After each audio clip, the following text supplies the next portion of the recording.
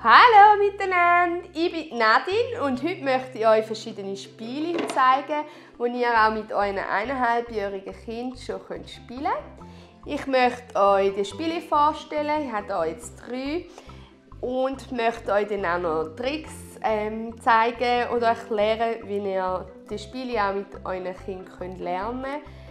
Weil am Anfang ist es für die kleinen Kinder noch schwierig zu verstehen, was jetzt Mami oder der Papi auch mit den Sachen, die es auf den Tisch legt, will. Und irgendwie, dass auch Freude und Spass daran bekommt, muss man da wirklich langsam mit den Kindern auch lernen. Genau. Wir fangen jetzt gerade an mit dem Spiel. Das ist Babylogik. Also, das ist so wie so ein Puzzle, einfach aus 2 Teilen, wo dann auch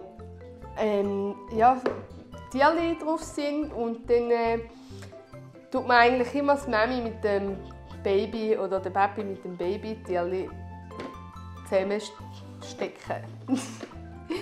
Ja, mit dem Joscha habe ich es jetzt so gemacht, es sind mega viele Kärtchen. Und das ist etwas, das dann die kleinen Kinder auch ein bisschen überfordert. Also sie sehen viele Bilder, haben viele Eindrücke und wissen gar nicht recht, wo anfangen. Das ist ein bisschen das Problem bei diesen Spielen. Und ich habe einfach gesagt, ja, am Anfang nehme ich vielleicht 2 Tierchen. Also wir nehmen mal das Zebra.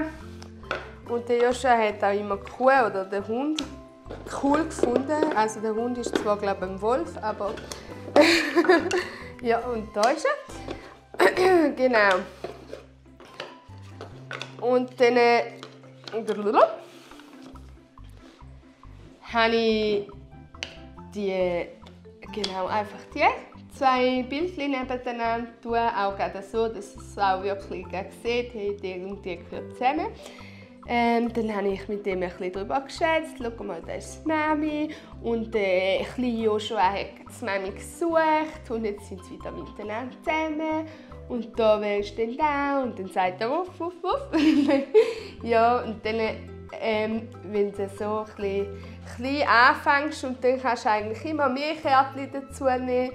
Und dann hat das Kind dann auch Interesse und Freude daran, auch wenn es dann ein Erfolgserlebnis hat, also wenn es auch mal etwas geschafft hat, dann hat es auch Freude daran, um mehr zu lernen. Und wenn du einfach alles auf einem Haufen hast, dann ist es überfordernd und es ist auch schwierig für das Kind, dann, um etwas zu schaffen.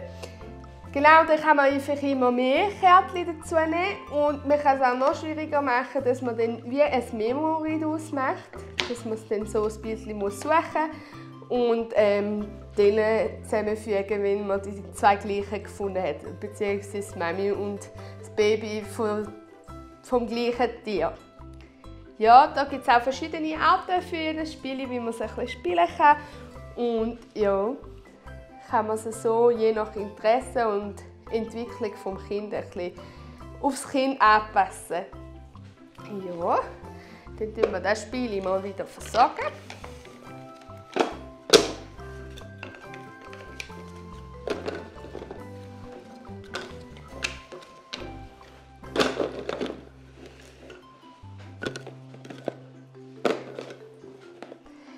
Dann würde ich euch ein nächstes Spiel zeigen.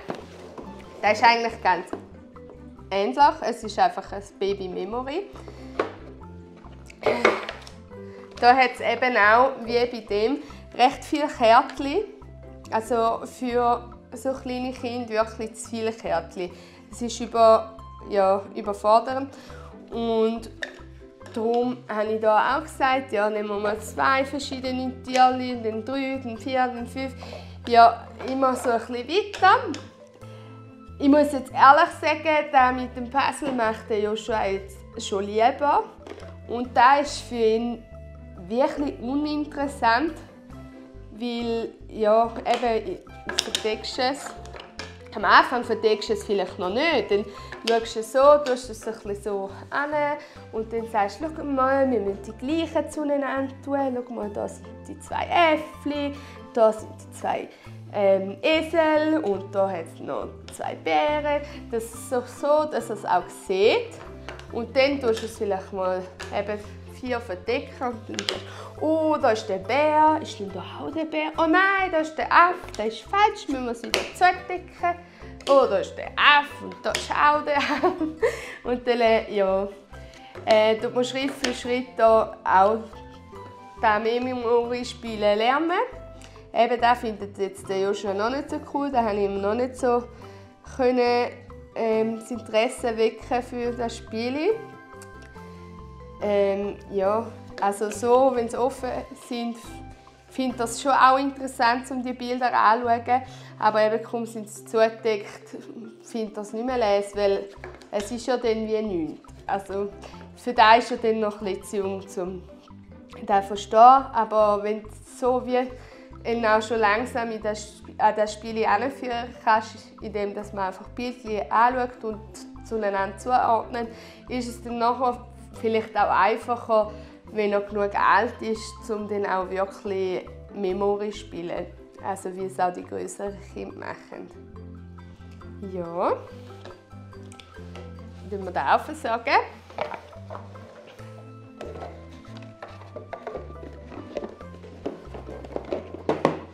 Und dann haben wir hier noch ein ganz lässiges Spiel gefunden.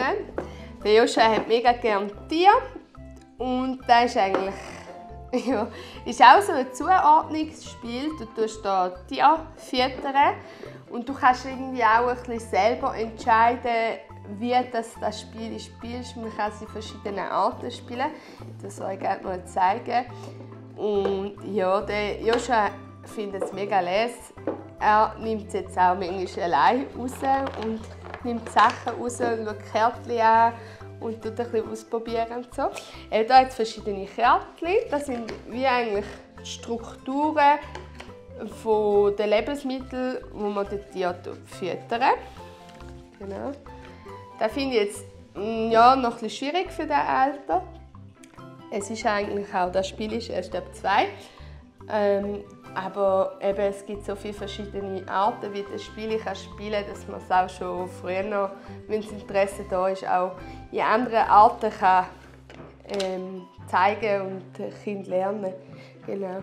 Und da hat es so verschiedene, ja, eben wie Bildchen, die ausgestanzt sind, wo dann die Holzfigürchen reinkommen. Das sind sozusagen die Lebensmittel. Genau. So. Und dann sind da noch die. Ich weiss es jetzt gerade, wie es geht, oder? Am Anfang muss man dann vielleicht noch schnell schauen, welches Tier weiss. Ja. Und dann haben wir da noch das Gras, den Käse, das Rüebli, den Fisch und den Knochen. Und der Joshua tut jetzt auch gerne so wirklich das Tier füttern. Also er nimmt zum Beispiel den Knochen und legt es direkt auf den Hund. Oder er nimmt das Rüebli und gibt es direkt am Hase. Ja, logisch gibt er vielleicht auch das Rüebli mal der Katze oder so. Aber eben, das sind wir jetzt ein bisschen am Lernen, welches Tier wer isst. Er gibt auch mal gerne den Käse an der Katze, aber unsere Katzen essen halt auch gerne Käse. Er weiss halt auch, dass Katzen nicht nur Fisch essen. Genau, und so kann man ein bisschen individuell ein bisschen aufs Kind eingehen und das Kind kann auch ein bisschen zeigen, was mit dem selber auch versteht. Die Kinder sind auch selber sehr kreativ und erfinden auch mit Spielangebot irgendwie selber auch ein Spiel. Und dann kann man es auch gut lassen und auch mal beobachten und sich vielleicht auch integrieren, also vielleicht auch ein bisschen mitmachen und sich auch vom Kind leiten lassen, weil das Kind kann so mega viel lernen. Ja, eben auch mit diesen Sachen kann man da verschiedene spielen. Eben indem man es entweder zuordnet oder die einfach füttert oder auch da ein bisschen herausfindet, der Knochen hat welche Farbe, gehört er da zum Rüebli oder da zum Braunen. Und so einfach, auch dass man vielleicht auch mal Tierchen einfach wegnimmt und nur mit dem spielt und so. Und so kann man es auch langsam dem Kind lernen. Genau. Ja. Ich finde es mega wichtig, dass man auch mit Kindern, die schon klein sind, tut verschiedene Spiele lernen und spielen, weil eben die Kinder können hier in verschiedenen Entwicklungsbereichen gefördert werden. Das heisst zum Beispiel auch in der Feinmotorik mit dem Puzzle oder auch mit der Memory, mit den Kärtchen umdrehen oder allgemein eben um die feinen Sachen anzulangen. Oder auch im Kognitiven, um so Verknüpfungen machen, Verbindungen machen. Da ist auch wichtig, dass man so Sachen auch schon mit kleinen Kindern macht, aber einfach auch nur, solange das Interesse da ist und auch, dass es einfach nicht überfordernd ist, sondern dass auch für die Kinder ein Interesse eigentlich geweckt wird und Spaß und Freude daran entwickelt wird. Genau, ich wünsche euch jetzt mega viel Spaß, um ein Spiel für euer Kind passend zu finden und dann auch hier ein bisschen zu spielen. Und hoffe, ihr habt jetzt hier ein bisschen Tipps von mir bekommen, ein bisschen Tricks, die ihr auch im Alltag umsetzen könnt. Und dann wünsche ich euch, macht's gut. Tschüss miteinander!